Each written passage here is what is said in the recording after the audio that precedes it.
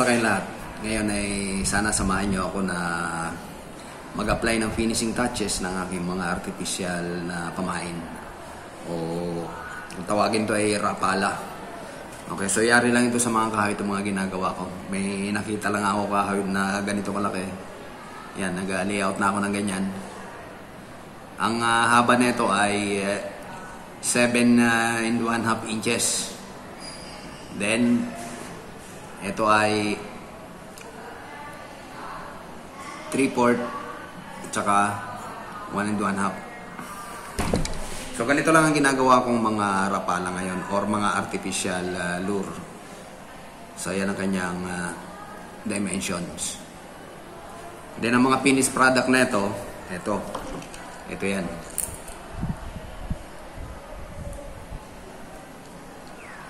Okay, may mga ginawa akong mga finished product na. So ito yung mga sample ng mga gawa ko. Lahat ito crankbait, ibig sabihin may patunog.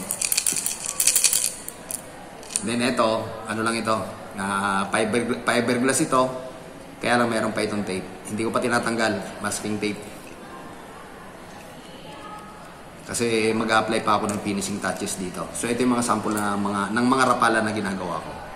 Kasi nga, gaya ng sabi ko noon, yung nung namingwit kami sa isang isla, masyadong maliit yung aking pamain.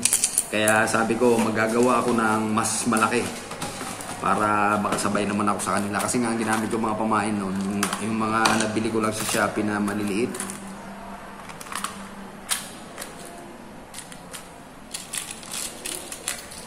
Parang ganito lang kaliit.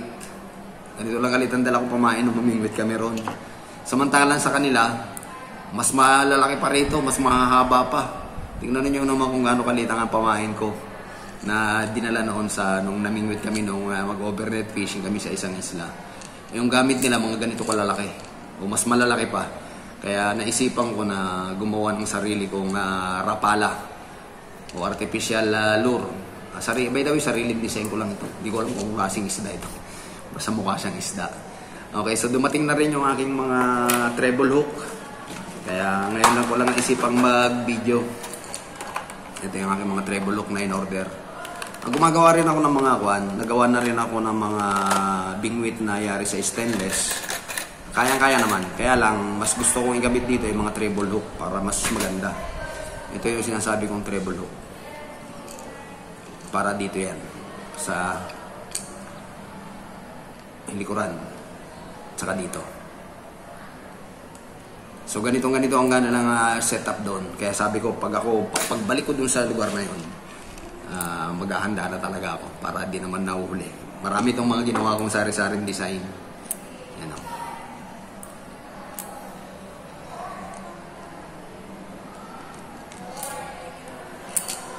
Ngayong araw na to, mag-a-apply tayo ng finishing touches ng mga ito.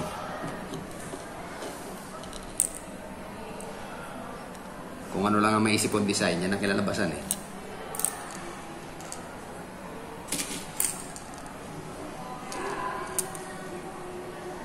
Okay, by the way, ang ipang pipinis ko rito ay epoxy resin, yung ANB. Ito yun. Ito ang ipa-final coating natin. Okay, para masigurado natin ang measurement nito kasi 2.5 part na ito at saka 1 part na ito ang ratio. So, ibig sabihin, kinakailangan eksakto ang mixture. Kasi pagka sumobra yung isa o nagkulang yung isa, pangit ang kalalabasan. Hindi maayos ang magiging final coating natin. So, para mapadali tayo, ganito ang ginawa ko.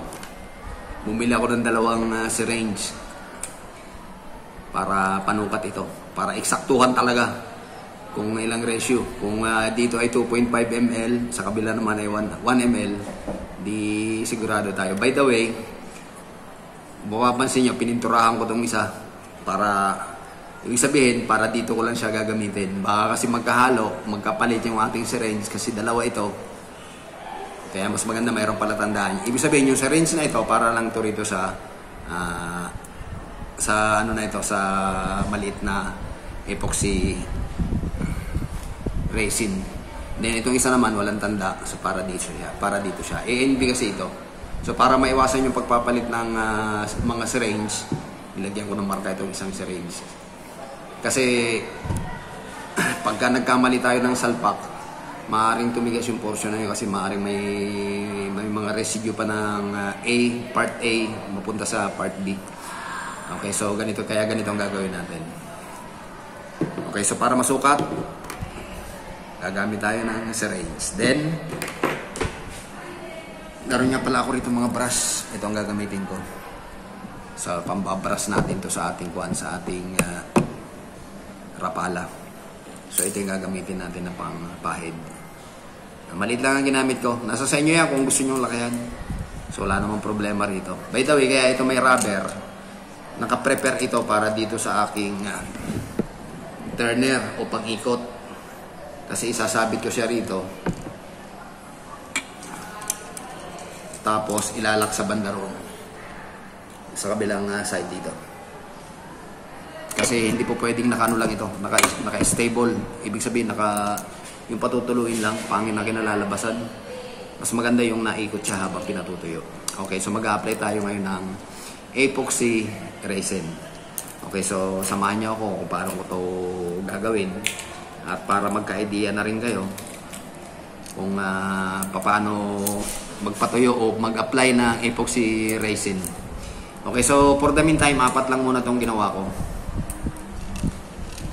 4 itong mga ito.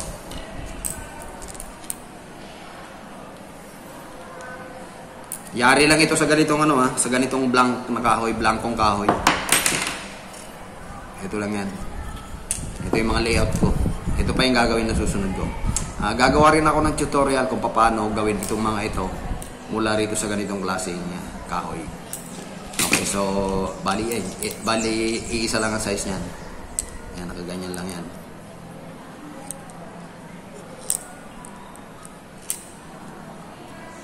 Lahat ito ay 7.5 inches. Okay, so mag-apply na tayo ngayon ng epoxy resin para mapatuyo na natin itong mga ito. At next time, yung gagawin ko ulong susunod ay yung paano maggawa ng ganito nang walang masyadong ginagamit. Kasi wala naman talaga akong wala akong masyadong gamit sa FCM or furniture and cabinet making. Dito lang kung ano lang ang available dito sa welding shop, yun lang ang ginagamit ko. Grinder, cutting disc, cut off, yun lang. Then nakakabuo na ako ng mga ganito. Huwag kayong mag-alala, ipapakita ko kung paano ako magawa ng ganito mula sa ganitong kahoy. Okay, so for the meantime, mag-ano na muna tayo. Mag-apply tayo ng finishing touches sa aking artificial lure na mga bagong gawa. Ito ngayon ang pinagkakabalahan ko. Okay, so mapapa-improve ko pa rin ito. Okay, so mag-apply na tayo ngayon ng ating pang-finishing touches. Okay, ulitin ko, yung ating gagamitin ay yung epoxy resin ANB. 1 part na ito, 2.5 parts na ito. So dito ko ilalagay yung ating mixture. Okay, so puposition ko lang itong ating camera.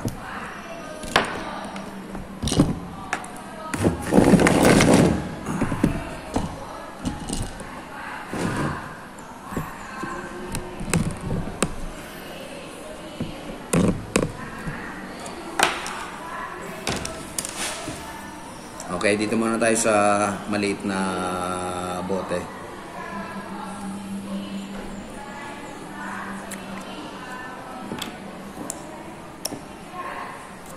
So may color coding ako na ginamit dyan para sa sarili niyang syringe.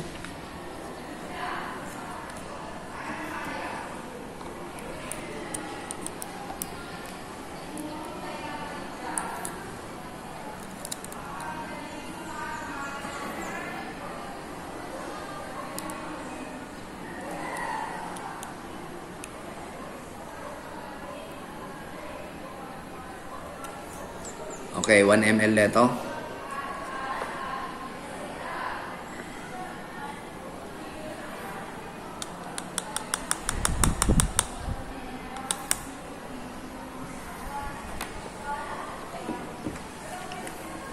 tatakpan natin maigi agad. Baka masagi. Sigurado. Maigi na sigurado. Then, dito naman tayo sa malaking bote. Sa A. 2.5 ml ang ating kukunin dito. So, ito yun. Ibang syringe naman ang gagamitin natin. Ayan, 2.5. Ito, 3 ml lang kasi ang ating ang ating syringe na nakuha, na nabili ko. Hanggang dito tayo.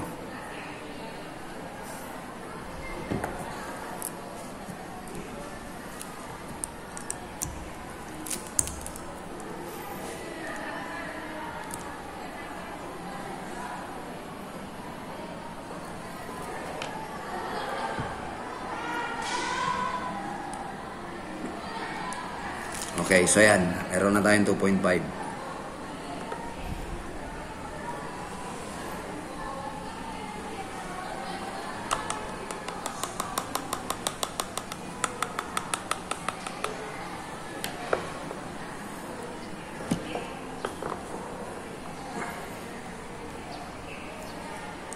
Then, set aside muna natin ito. Takpan muna natin.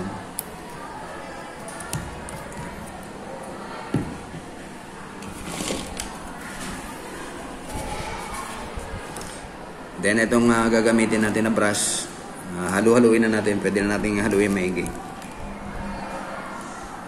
Siguraduhin na halong-halo yung ating pinaka-resin.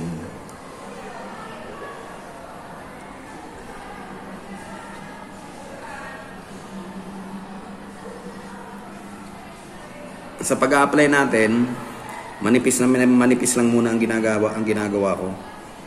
Hindi ko kagad kinakapalan. Pwede namang ulit-ulitin ang pag-apply ng resin, ng epoxy resin.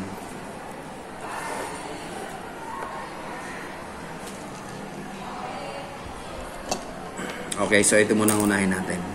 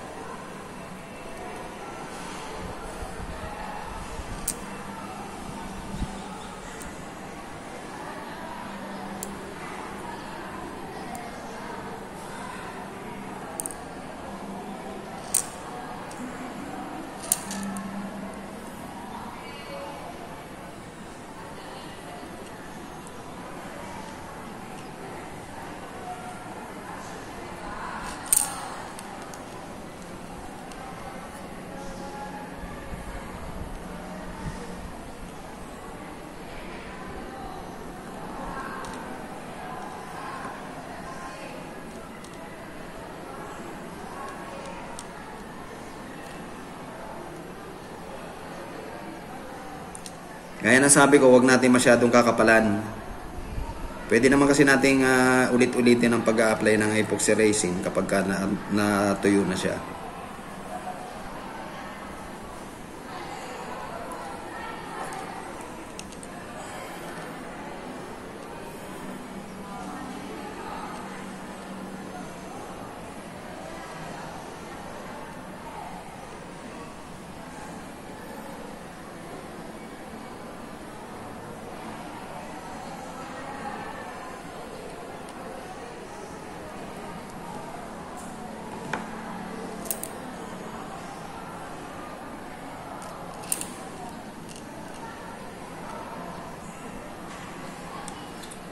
Siguraduhin na maganda yung pagkakapahid ninyo para walang masyadong bukol-bukol.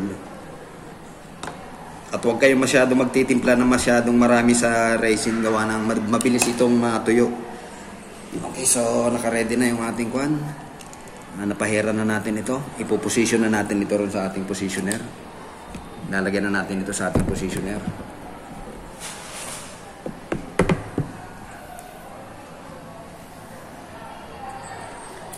Dito perdible lang na sinusot ko rito. Tapos ilalak ko to sa ating turner.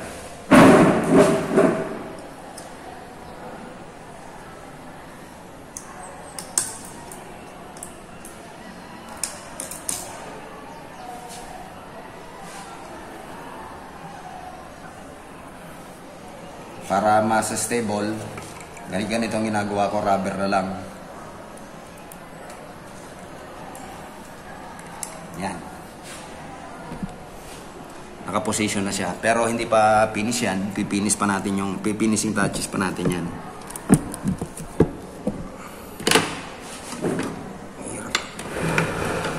Yan. A-applyan pa natin yan ng kuwan, ng, yung ibang portion na hindi pa na lalagyan ng resin.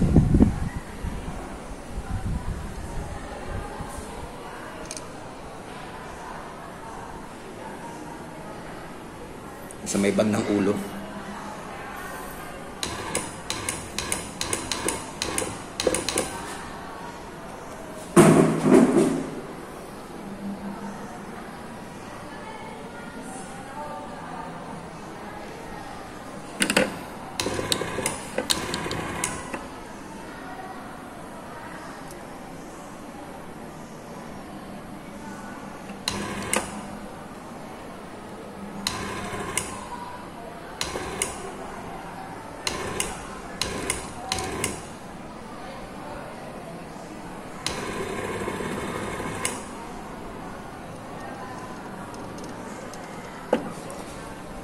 Okay, so nalagyan na natin yan ng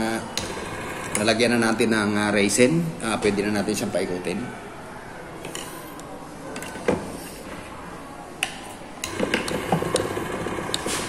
So ayan.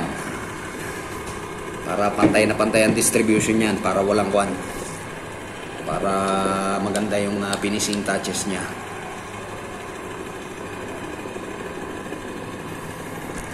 Okay, yung isa dito ko kaya gawin.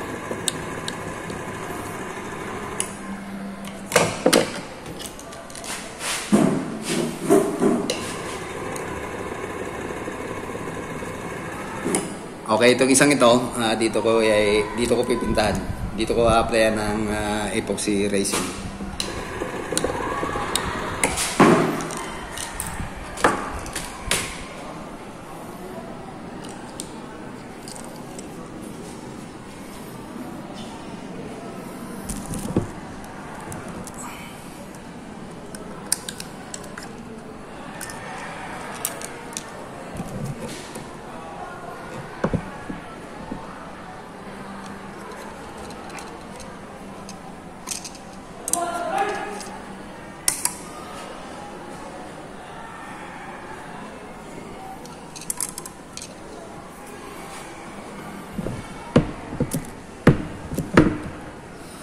Okay, so dito natin siya pintahan.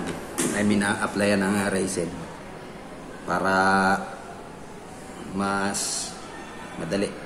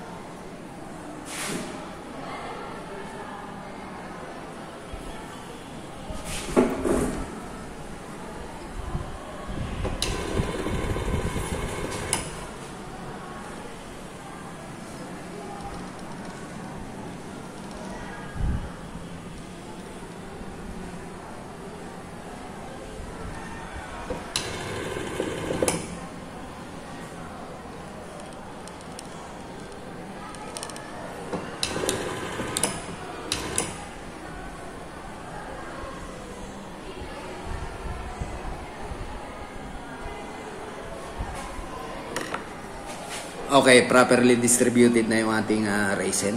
So, paikutin na natin ito.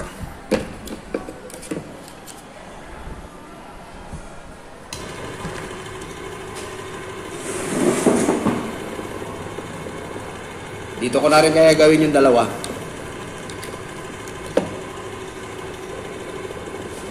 Mamaya na lang, iano ko muna ito. Mamano-mano ko muna. Para mas madali.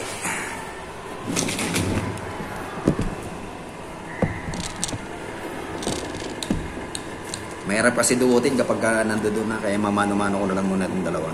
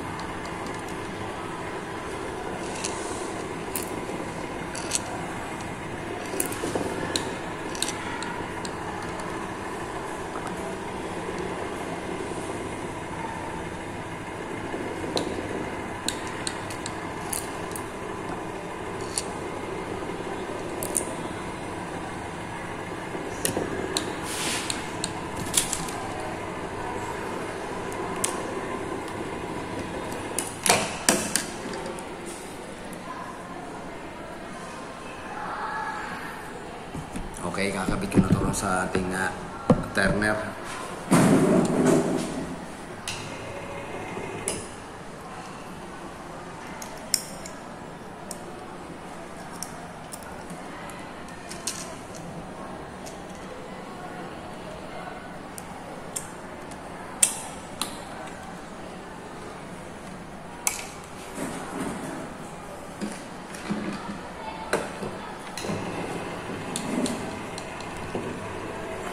Ayan, tatlo na sila.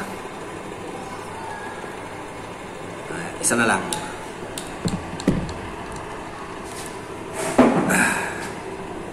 Ito na yung huling ating applyan ng epoxy resin. Ibang klaseng isda ito.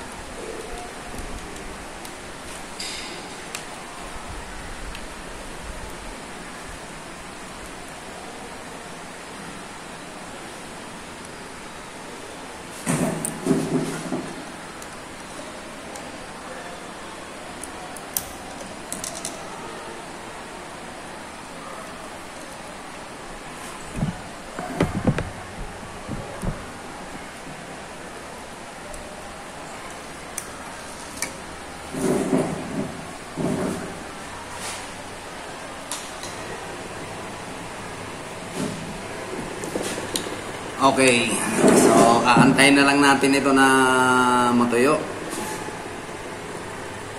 At ibibilid ko pati sa araw. Mas maganda kasi kapag ito ay sinisinaga ng araw. Kasi nagre-react ang epoxy resin sa direct sa sunlight.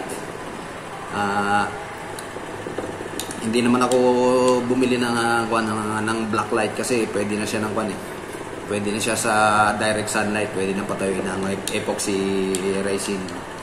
Hindi tulad ng ibang resin yung merong UV light.